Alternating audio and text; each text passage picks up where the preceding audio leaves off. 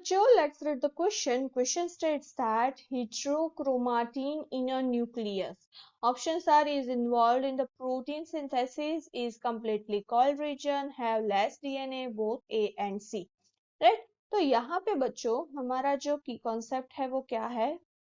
हेट्रोक्रोमाटिन.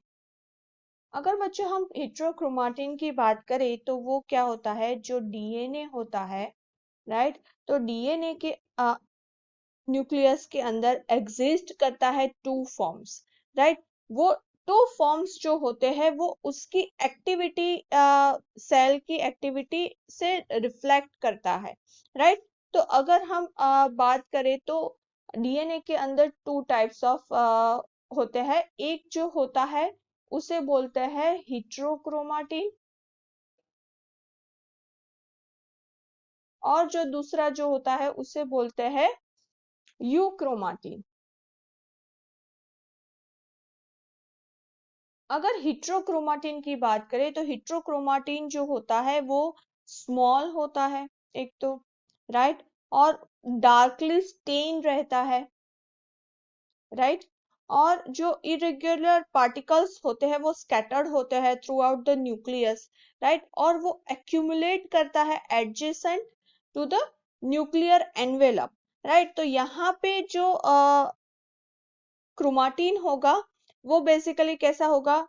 Appear करेगा nuclear envelope में, adjacent cell पे होगा, राइट? अगर यू क्रोमाटिन की बात करें तो वो डिस्पर्स हो जाता है और वो स्टेनेबल नहीं होता, राइट? तो बच्चों यहाँ पे आप फिगर में देख सकते हो, ये जो होता है वो यू क्रोमाटिन है, राइट? और यहाँ पे आपको जो दिख रहा है ये ऑरेंज पोर्शन, वो क्या है?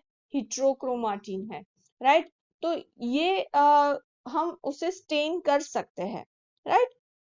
तो यहाँ पे हमें फर्स्ट में क्या बोला है कि is involve in the protein synthesis, right? तो ये रॉन्ग है क्योंकि वो प्रोटीन सिंथेसिस में इन्वॉल्व नहीं होता है. वो एक्चुअली में क्या होता है कि हेट्रोक्रोमाटिन होता है वो लेस एक्टिव होता है.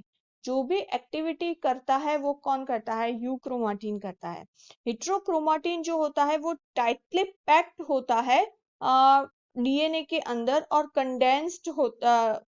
कंडेंस्ड डीएनए के अंदर, राइट? तो यहाँ पे जो मल्टीपल वैरायटीज होती है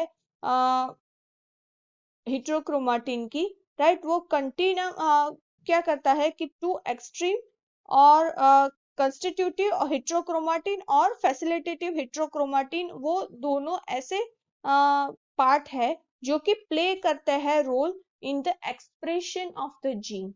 जीन का जो एक्सप्रेशन होगा, राइट, वो करते हैं.